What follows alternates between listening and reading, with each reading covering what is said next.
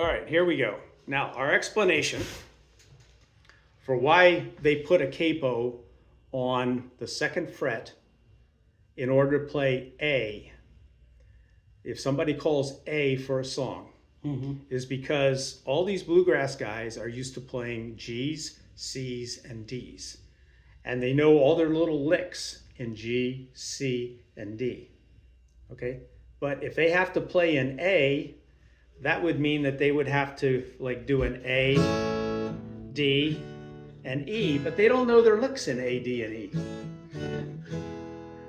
They just don't know. They're comfortable playing G, C, D. So what you have to think of is that when you play a G shape, just imagine for a moment that your nut is a capo. Right. Okay? So now, if I want to play an A, and this G shape that I'm holding right here, chromatically, I have to move this shape up 2 frets, right? I go from G, G sharp, to A, right? Okay. Yeah. But I can't play because now these strings in here, they don't sound good. But if I take and replace my nut with my capo, like this, now I'm playing G chords, but the voicing is A. So this is an A right here. Okay. Okay?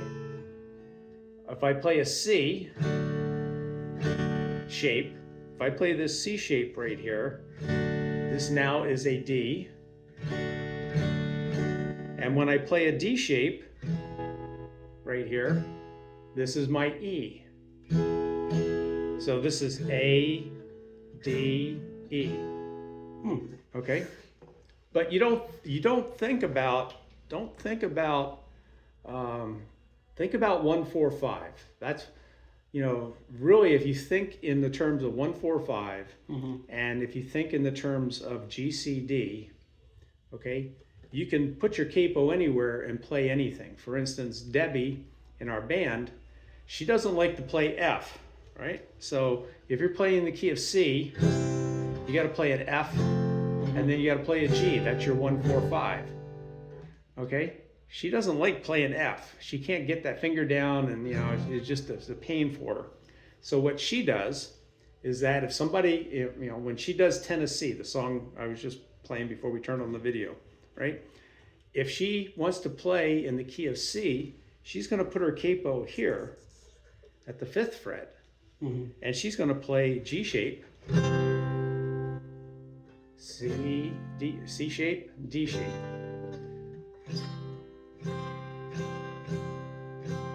Right?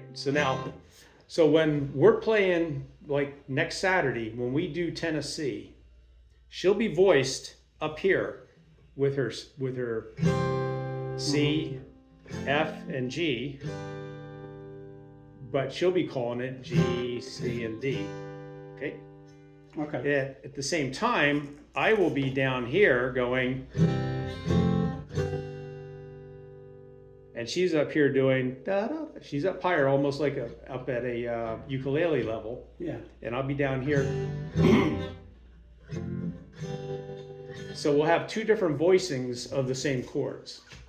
So that is why when somebody calls A, and they put on their capo at the 2nd fret, all they're doing is moving this nut up here. Right. Okay. Now, if you think about the shape of a G, let me put it on the 2nd fret. Okay. If you think about the G shape, this note right here, this note right here, and this note right here are roots. Right? Right. Okay. But now this is G sharp, here's your A. Okay? Right here, this one right here, or let's see, this one right here. Your G starts at the nut as G. At the 1st fret, it's a G sharp, and then with the capo on, now it becomes an A. So now you got an A, an A, and an A. right? And that is your A chord. This is your D chord. And if you think about it, right? Think about a D chord. Look at these two fingers right here. What we do is the capo is replacing them. So then we just play the G shape or the E shape. And then we go up here like this and we play a D. We just moved up chromatically from C to D, but musically we moved up from a D to an E. Okay. That's why I say don't think in terms, don't get yourself confused. You know, when somebody says key of A, Right. I mean up here I know that if I'm playing an A, I'm playing A's, D's, and E's. Right. Okay, like Buddy Holly chords, A, D, E. That's Buddy Holly chords. But if you're in a bluegrass jam and they say key of A, just put your capo at the second and play G, C, D. Just do 1, 4, 5. Okay. If somebody says C and you don't want to make that F chord, then move your capo up here to the 5th fret and play G's, C's, and D's. And you're going to be in tune with the song. That's the simplest explanation I can give. I don't know. Because I thought, looking at my, I don't know where it is, my thing for the capo, Yeah. I thought you're changing the shapes because you're changing the chords. No. All we're going to do is with the capo, if you got to just think of what I said earlier about these guys that play all the time in G, C, and D. They have all their little licks, all their little runs, right? You know, this. I can't play it without a pick.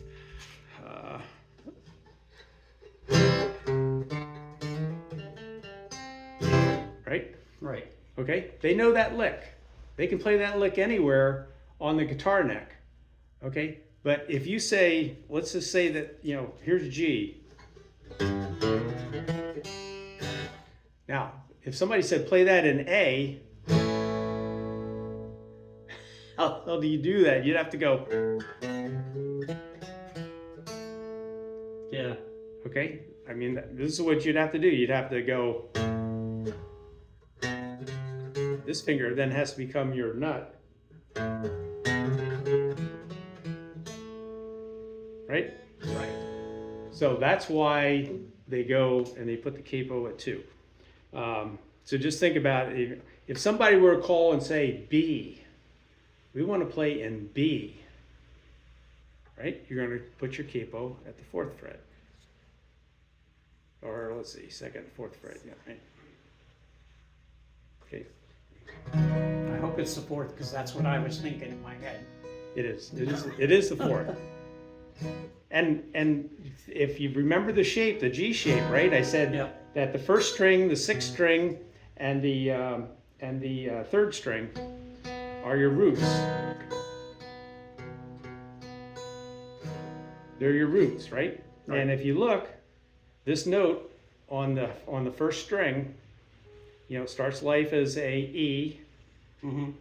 So then F, F sharp, G, G sharp, A sharp, B. It's all chromatic. And so when that goes down there and you make that G shape, now you're playing a B.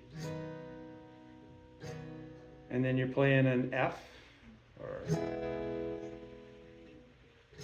and a G. So you're holding the shape in position, but they just become different chords. I said you're holding the same shape. You're holding the shape. And they're just becoming different chords. They're becoming different chords because of the capo, changing the voicing, changing the notes that make up the chord.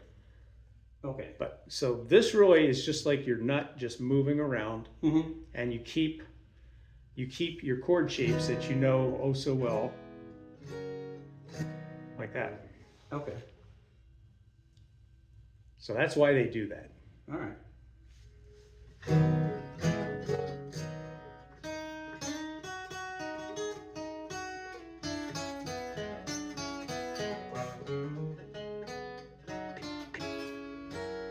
right? I can do that up and down the neck. Okay, that's something that I would play normally in G, but now I can play it because of my capo. Okay. So that's why the capo is so valuable for bluegrass. All right. Okay.